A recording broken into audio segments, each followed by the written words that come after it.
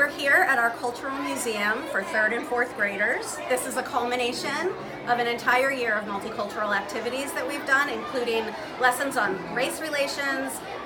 We've done an assembly with an African dance troupe, with Kulu, Mele, and now we're doing a cultural museum where 3rd and 4th graders worked in teams to create presentations on a specific country. We have 19 different countries that are being presented on today.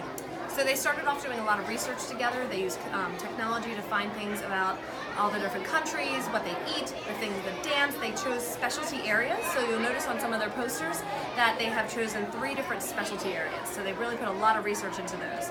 Along with that, they're dressed up. There's some amazing costumes. We have a King's Hut, and we have a belly dancer, and all sorts of crazy things. England looks fantastic. We have Prince Harry here today. Yes, we do. They also have a lot of artifacts. I was amazed when I walked through. There's coins and money and artifacts from those specific countries that they were able to collect together. And Russian dance shoes, toe shoes. Yes. Yeah, it's amazing. So it kind of grew a lot bigger than we thought it would be, and it's amazing to see how hard they worked, and amazing to see how many people came out for it today.